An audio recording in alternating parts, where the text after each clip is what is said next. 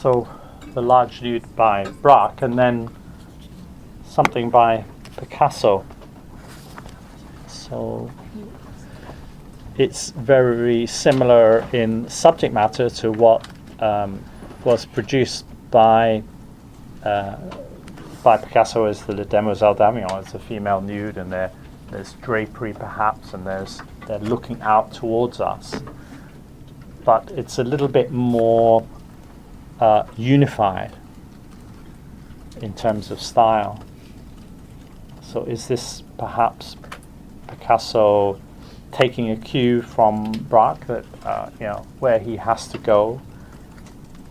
The stylistic vocabulary is a little bit closer to Cézanne, a little bit less indebted to African art. All that sort of those striations have gone. Here in this Three Women.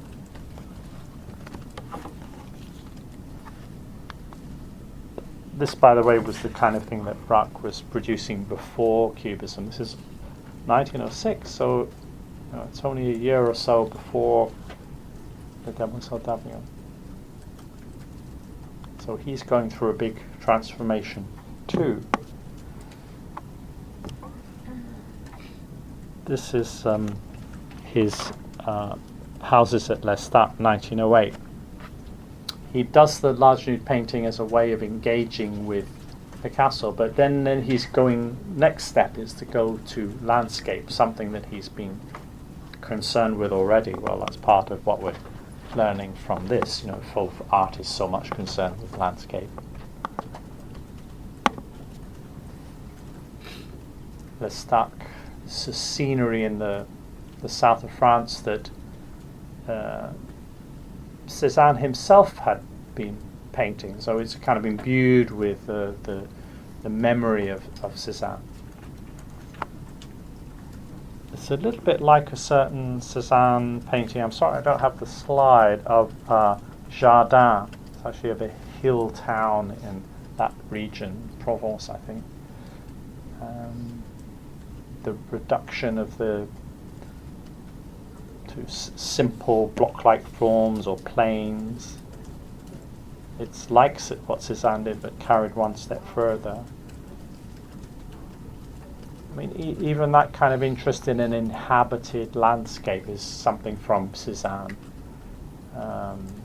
So you get angular forms, not just organic forms. He's pushed the horizon very, we've got a very low viewpoint, and then there's a hill behind, so we don't have any sense of a horizon, and therefore there's a sort of shallow sense of space, flattening out of space, almost like the drapery effect of the drapery in the Demoiselle d'Avignon of making space shallow. Pushes the forms together, working across the surface rather than back into space. The tree in the foreground sort of knits in with the landscape behind. So a very big part of Cubism is this desire for formal unity, I think, of trying to link form to form across the whole composition of the surface.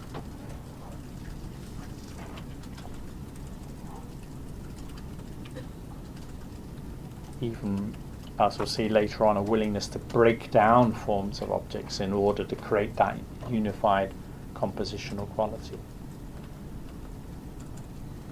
Braque says about this work how the work of this time at least, that he's feeling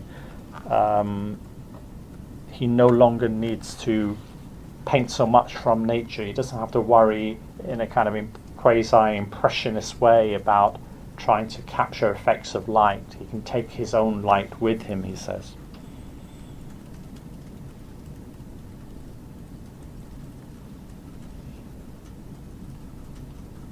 Consciously, he's trying to do something revolutionary. He says, the whole Renaissance tradition is antipathetic to me. The hard and fast rules of perspective, which it suggested, the hard and fast rules of perspective, which it succeeded in imposing upon art, were a ghastly mistake which it has taken 4 centuries to redress. Come to see in perspective as it's just a convention for representing space. We're so used to looking at perspective paintings, we come to think of that as if it's the true way of representing space. But it's just a convention. You can teach perspective to a blind person. It's kind of a mathematical thing, a conceptual thing. It's nothing sort of tied to visual experience even.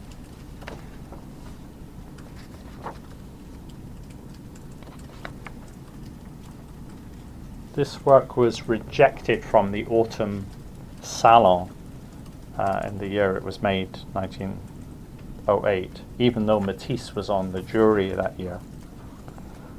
And when it was later exhibited at the gallery of Kahnweiler, art dealer Kahnweiler, German art dealer living in Paris, a critic called Louis Vaucels referred to this manner of reducing everything, sites, figures and houses, to geometric outlines, to cubes. And it's from there that the name Cubism came, a slightly sort of disparaging term. Oh, someone decided to go to that place and take a photo. I don't know how much it tells us, but anyway. Of course, a photo is also a representation. It's not a truth. We know that because of Cubism in a way. Here's Picasso. So this is a bit of the evidence of the dialogue between the two artists at this point. Landscape is really not that important in Picasso's output as a whole, but here he is taking on landscape because that's where Braque is encouraging him, as it were, and where Cézanne is encouraging him to go. He's engaged with Cézanne's bather images in his nudes, but he also needs to engage with it through landscape because that's so important for Cézanne and after him Braque. So this block-like structure of things, factory at Horta d'Ebro. This is a sort of hill town that he went to in 1909, so there's a series of works there from 1909. Quite limited palette, and that becomes a quality through the whole of Cubism. I suppose because you're emphasizing more form, you don't want to emphasize color. Would almost like a scientific experiment where you're varying one parameter, so you keep the other parameters static, fixed. Color would get in the way if you're trying to make an art that's more an art of form. It's not so much that perspective is completely abandoned. He hasn't found a totally new way of representing space, but perspective is kind of broken down. It's visibly broken down in front of us, played with, toyed with almost. Or, here we have perspective, but it's a reverse perspective, divergence of lines as they go back into space rather than convergence. We seem to be looking at the roof of a building, but there's a sort of doubleness about it because of that expansion of the diagonals. It could be that this is an interior wall and this is a roof. It's almost like one of those double images that you get in books about spatial illusions. It's a Cézannean type of landscape because there is a factory chimney. Cézanne not painting pure nature like late Monet, liking having human man-made geometric forms and structures within a landscape. There were no palm trees there. It's a very dry landscape. And the whole world of the painting actually is pretty dry. The sky is losing its fluidity and becoming almost as hard as the ground, treated in the same planar language. Again, we're talking about unifying it as a painting, because in the end that's what we have, a painting, not palm trees or factory chimneys. It's got to work together as a painting in its own terms.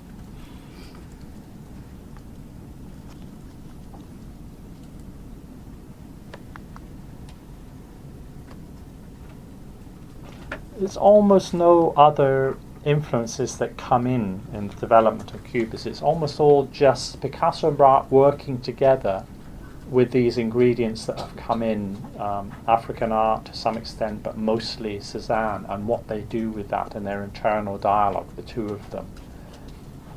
Other Cubists really are secondary. They basically take the language that Picasso and Braque develop and they maybe add something to it, like Delaunay added colour, or Léger added modern life subject matter, Duchamp added motion maybe. The only figure I can think of that maybe is a little bit of an influence is Henri Rousseau, to show you one of his works. I think Picasso particularly admired the simplicity of his work. Again, it would fit in a little bit, since he was often seen as a kind of naive artist, that would fit into the primitivism story. But just the thinking of each object separately, painting each hair on the lion's mane separately. It's almost a sort of naive strategy, but it's a little bit like the approach of African carvers. Apart from the kind of the primitive side of it, the supposed primitive side of it, there was also the side of it that, for Picasso at least, he talked about that his admiration for that artist because of the kind of reasonable, raisonnable quality to it, a kind of conceptual way in which it approached the human figure, and the kind of freedom that gave. And there's something of that in Rousseau, that kind of conceptual approach to things. So back to Picasso and Braque's dialogue. Similar kind of subject matter to Picasso, the Picasso painting we were just looking at here. It's factory, chimneys, roofs, buildings within a landscape. This is Braque.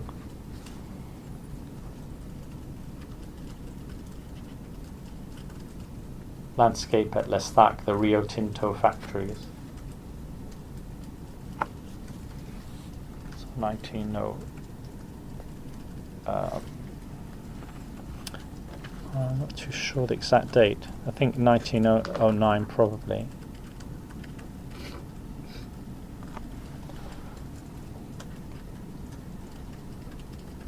But the point I want to make about this is how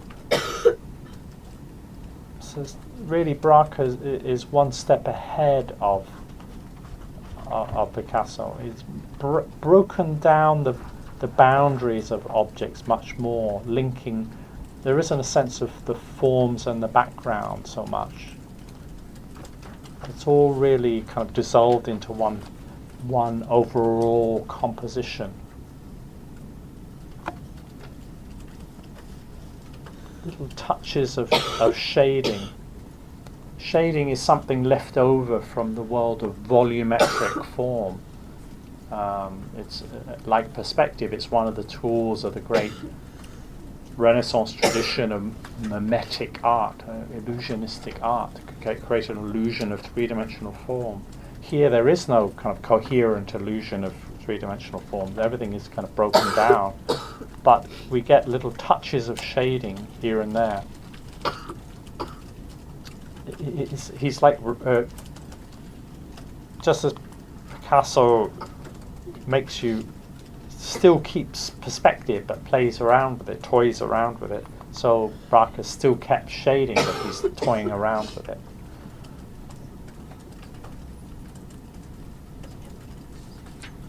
There's just about enough information to be able to tell that what we're looking at, buildings in a landscape. There's some sense of because of the shading.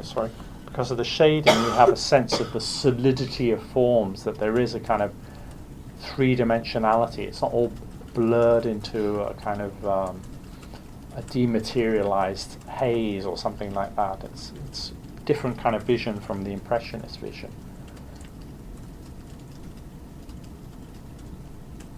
There is a sense of solidity in there because of all the shading, even if the cues don't really add up to a coherent sense of what is in front of what, deliberately, because we want to have a sense of the image as being a whole as an image. Picasso, so much concerned with the human figure. In his time in Horta in the summer of 1909, he's also engaging with the human figure. It's a portrait of his girlfriend at the time, or called The Woman with Pears. So there's several figure paintings from that time. We have a sense of multiplicity of viewpoints. We seem to look down on the forehead, but we're looking up on the nose, on the underside of the nose, or the chin, really.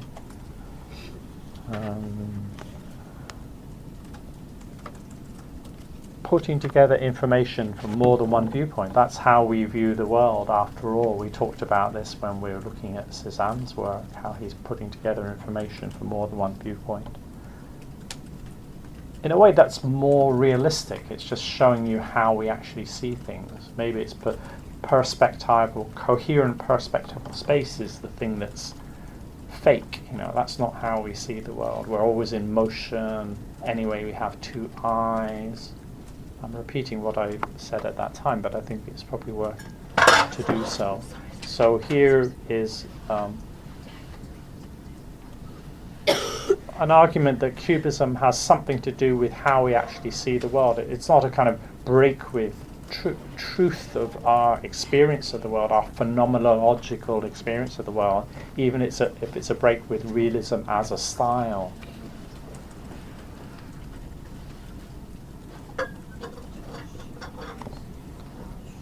By simplifying forms, reducing, again, maybe there's still something of the African masks and their simplified treatment of the human face that inspires us. Simplifying forms creates the kind of forms which count visually as part of the image in their own right, the diamond-shaped eyes, and those forms can rhyme with forms elsewhere, like these forms of the cloth or paper, whatever it is, on the table, the still life on the table. So again, this theme of the importance of creating unity within the painting as a whole, or linking figure and background, same with the forms of the neck, link with the forms of the drapery behind, rhyme with it across the surface.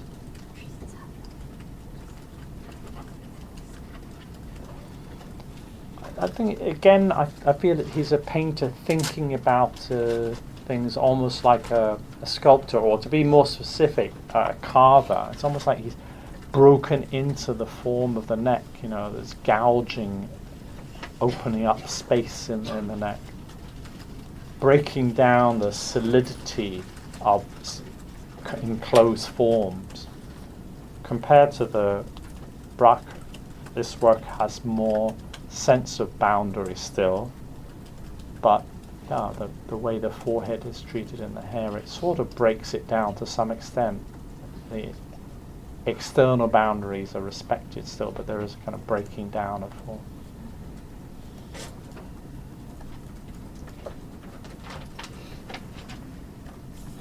Sort of carving into it, sculptor carving into their material.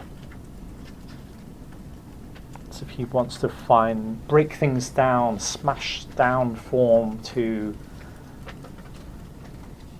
find the kind of the building blocks out of which he can build the image up, the essence of things. Not dissolve things, like in a Monet painting, everything dissolved in a veil of atmosphere, but smashing. The solidity is still there, but it's smashed up to some extent.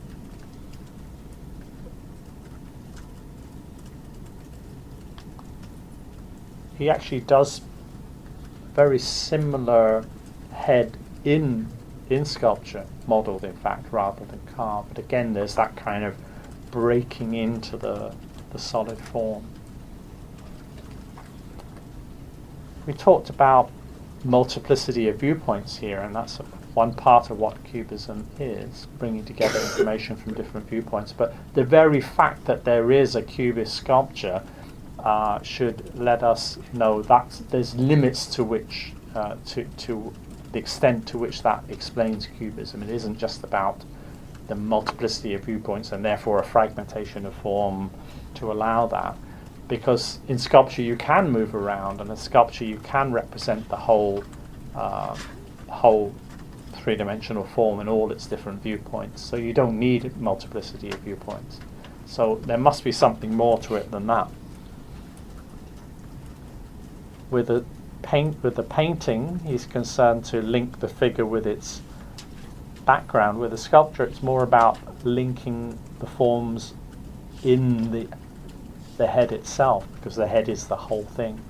So the forms, simplified forms of a hairstyle linked to the forms of the eyebrows and nose and so forth, forms he's picked up in the head, and even the sort of forms of the neck. Again, here it's a literal sort of gouging into the neck. And the painted is a sort of virtual gouging into space there. So like Matisse, he's working in painting primarily, but also sometimes in sculpture, linking the two very different mediums. But I'm saying something rather more in his case than Matisse's case, is that sculpture is the sort of dominant paradigm almost that he's working with, guiding his painting too. This is the sculptor Gabel. He sort of takes this idea of breaking down the form of the head even further. And so you have actually sort of empty space within the head. It's almost like the next step from what Picasso has done here. You can almost imagine these forms in the hair continuing inside the space, the solid space of the sculpture. It's sort of breaking down solidity to some extent, but that breaking down of solid form happens in Cubist painting first, but Gabel manages to do it by using sheeting rather than solid continuous surface to do it in sculpted head of 1916, the constructed head number 2.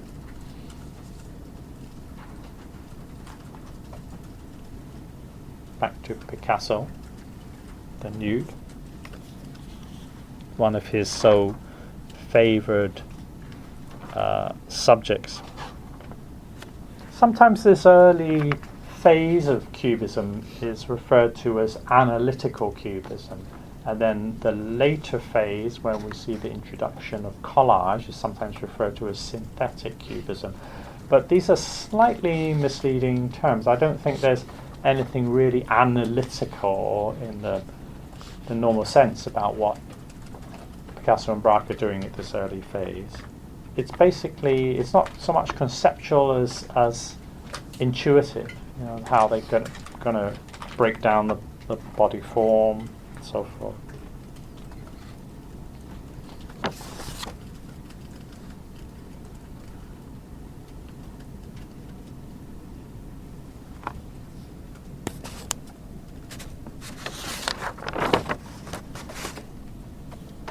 Let's have some things to read to you to try to get a sense of what they're trying to do. About that sort of intuitive side of what they're doing, the non-programmatic side of Cubism. Picasso said, to search means nothing, to find is the thing. It's not a kind of scientific investigation of the figure or something. He says, when I paint, my object is to show what I've found, not what I'm looking for. The idea of research has often made painting go astray and made the artist lose himself in mental lucubrations.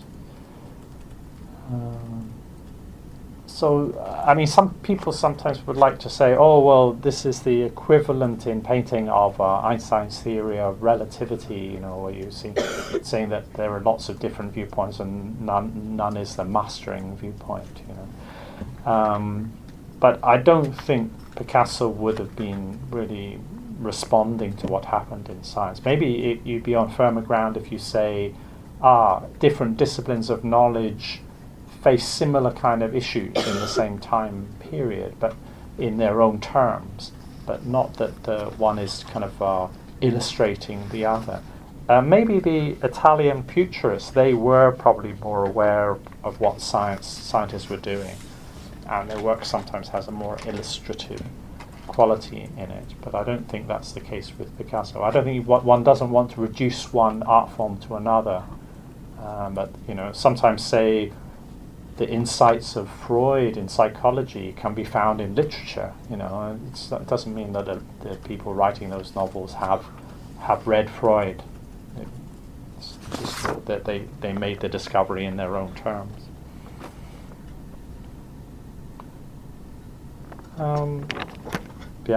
As I think initially when you look at a work like this, you see forms first, only secondly you see the figure. It's a funny thing because, if you look at a Greek marble sculpture, you don't think, this is not realistic, it's marble and human figures are not made of marble. How silly the artist has done something so unrealistic. But when people look at this Cubist painting, they will often say, it's nothing like what a human figure is like. But that's just to do with the conventions and what conventions we are used to. So we don't see the marbleness of the marble sculpture, we just read it as flesh. How much attention should we spend on the subject and how much on the means? Of course, I think deliberately Picasso was trying to push us to pay more attention to the painting as a painting, to the forms as forms, rather than to purely the human dimension. But then Cézanne was doing the same thing, even maybe Monet. Monet treats a human figure as just another thing that light can fall on. Picasso says, Cubism is an art dealing primarily with forms, and when a form is realized, it is there to live its own life. It's a painting of a nude, but it's also a painting made up of forms. And we primarily should look at it in that way. The world of painting, he's saying, is different from the world of reality. It's not just a kind of weak echo or failed attempt to replicate reality. It is its own thing in its own terms. Picasso and Braque talked about the tableau objet, the painting as an object itself. The thingness of the painting is something that is emphasized. It's not just a kind of a window through to another world. Art's role then is not to imitate. It has its own rules. The canvas is its own world, following its own rules, and that's a sort of freedom for painting, the freedom from having to copy reality. This is Picasso speaking again. He says, they speak of naturalism in opposition to modern painting. I would like to know if anyone has ever seen a natural work of art. Nature and art, being two different things, cannot be the same thing. Through art we express our conception of what nature is not. So it's the very differentness of art and nature could be the interesting things. One of the fundamental points about Cubism is this, he says, not only did we try to displace reality, reality was no longer in the object, reality was in the painting. This is a famous quote, and I think one of the nicest things Picasso says. Art is not truth. So realism as a style implies a sort of truthfulness. I'm telling you the truth about the world, trust me. But Picasso says art is not truth. Art is a lie that makes us realize truth. Well, that's already pretty complex. Art is a lie that makes us realize truth. Then he qualifies that. At least the truth that is given us to understand. Art is not truth. Art is a lie that makes us realize truth, at least the truth that is given us to understand. The artist must know how to convince others of the truthfulness of his lies. You know, it's the convincingness of how you act the role that makes that character come alive. Could be an imaginary character. It's about rhetorical power, not about truthfulness, in other words. That's a little bit like what he meant when he said that Gertrude Stein would come to look like his portrait of her. Braque's saying something similar too. He says, the subject is not the object, it is a new unity, a lyricism which grows completely from the means.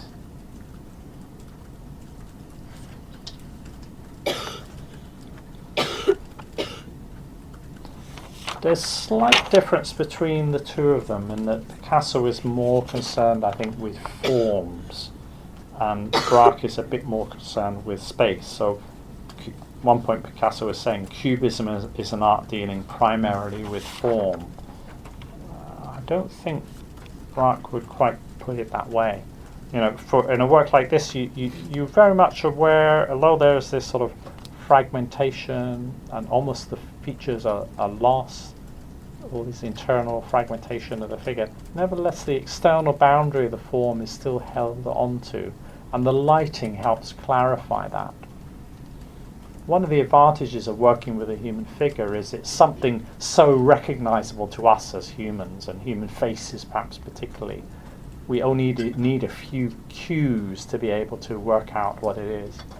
He doesn't have to worry we don't know what it is. We know it's a female figure.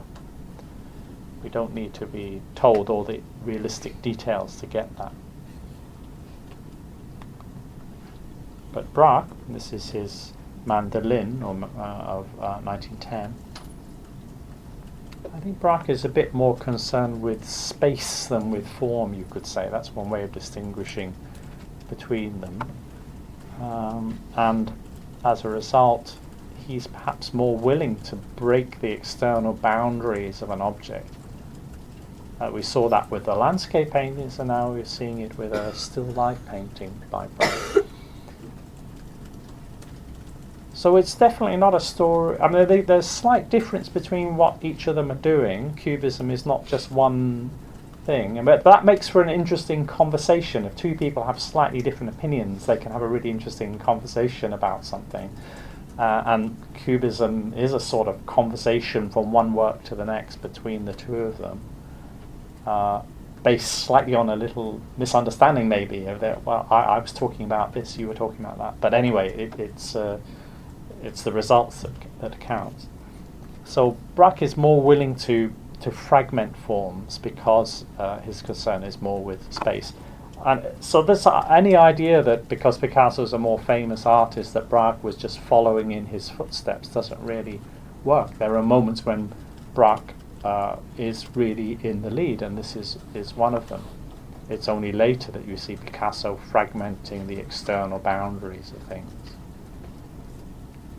It's not a human figure, but it's a recognizable, distinct thing, a musical instrument. We know what they're like, so even when they are broken up like this, we still can reconstruct it mentally.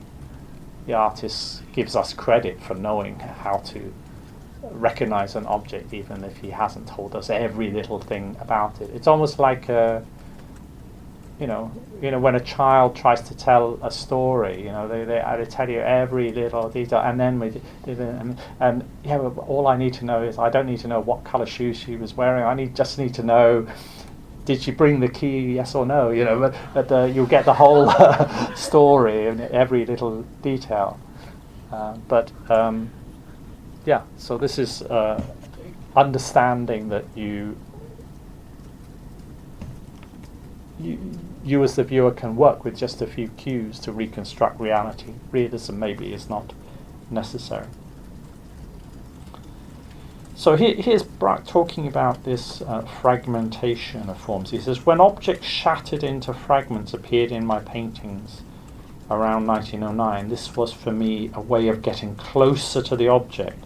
Fragmentation helped me to establish space and movement in space. Yeah, so he's talking about space. That's further evidence from what I'm saying that space is important to him, not just things. But also, that the style becoming more abstracted from realism is not about escaping the world of objects, it's about getting closer to them. He says, it's for me a way of getting closer to the object, sort of smashing a thing to get inside it, to get closer to it. A more sort of a spatial approach is also a sort of tactile approach for him. It's fragmented forms, but still there's a sense of solidity or opacity there.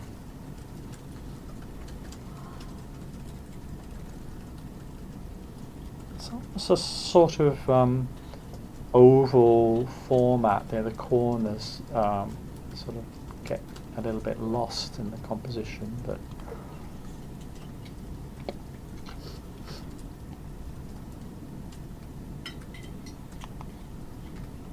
violin and picture, staying with Braque for another still life. Still life is so important for him. This is 1910. Yeah, really playing with all the sort of rules of perspective and modelling. Doubly playing because he introduces an illusionistic representation of a nail. Sorry, it's slightly cut at the top of the painting. Shouldn't be. But with its own shadow. By reintroducing illusionism there, he's somehow making it clear just how far the rest of the painting in its style has moved away from traditional illusionism. It reintroduces it just as it's just a little kind of jokey thing, Almost like it was, say, in the world of the Japanese prints. Sometimes you'll get illusionistic perspective, but it's just as a sort of novelty. It's just some, kind of one style amongst others. So a trompe-l'oeil nail at the top of the painting. Forms of the painting almost seem to be suspended from it in a way.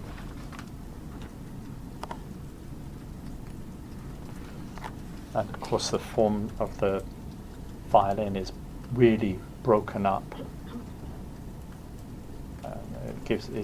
Musical instruments like these are lovely because they have curves and they have straight lines picked up elsewhere. Really, this is a time when they're working very close together, so that their styles can be a little bit hard to pick apart. They almost deliberately trying to seek a certain anonymity of style. There's a sort of anti-expressionistic or unexpressionistic quality about their work.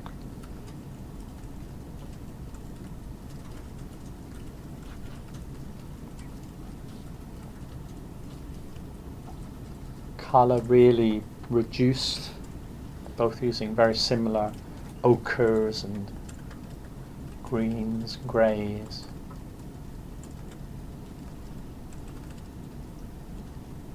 Braque describes their work together as this, like two mountaineers roped together.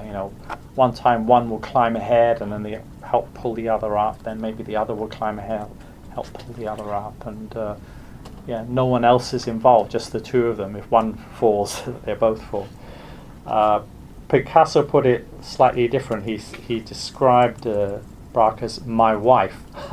He's want to say that he's the in charge in the relationship, but I think that's just his sort of claim.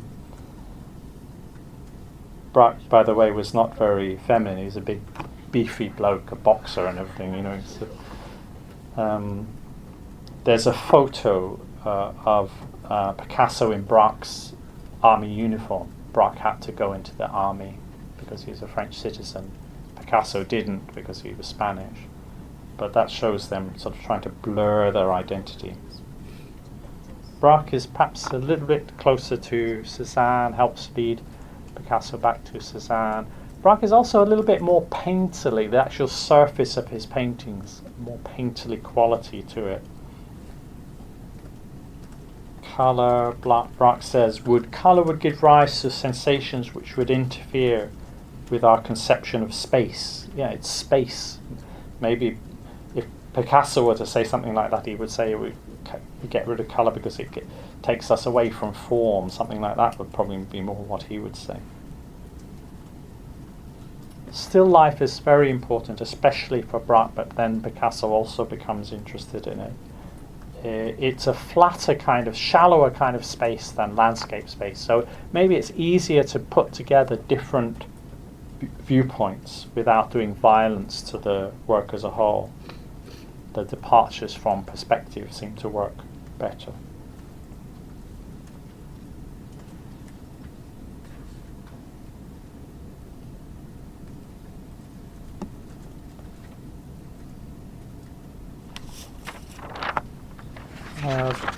Saying,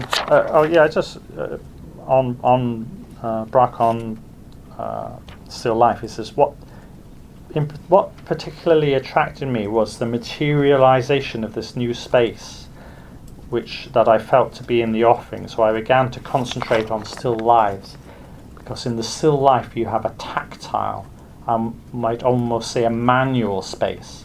This answer to the hankering I have always had to touch things and not merely see them. It was this space that particularly attracted me, for this was the first concern of Cubism, the investigation of space. He's always emphasizing space.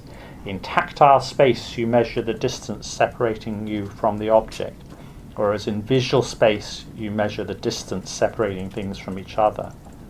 This is what led me long ago from landscape to still life. Touch is important, space and touch. Touch is a sort of fragmenting sense, or a cumulative sense. You add one touch to another touch to get information, whereas vision is a unifying sense. You look at the whole night sky and you see it all as one thing, even though actually it's information coming to you from different times, that light has taken different amount of time to travel in space from different paths, but you see it as one thing. Touch is also different in being mutual. If you touch someone, they are also touching you. It's a different thing from sight, which is kind of objectifying. Actually, just to finish, I better let you go, but there's that idea of the importance of touch in still life. Actually, it can be illustrated quite well with an early Picasso painting of the blind man's meal. It's actually a sort of a man touching still life objects. This is the tactile comes up especially with still life, because by definition still life are objects that are made to be held, or and the distance of still life is that which is within arm's length, touchable, unlike a landscape. Okay, so we right in the midst of looking at this complicated partnership of the two artists, and that's partly why I want to carry on Friday, to carry on this story through without losing the thread, which would happen if we wait till the whole next week.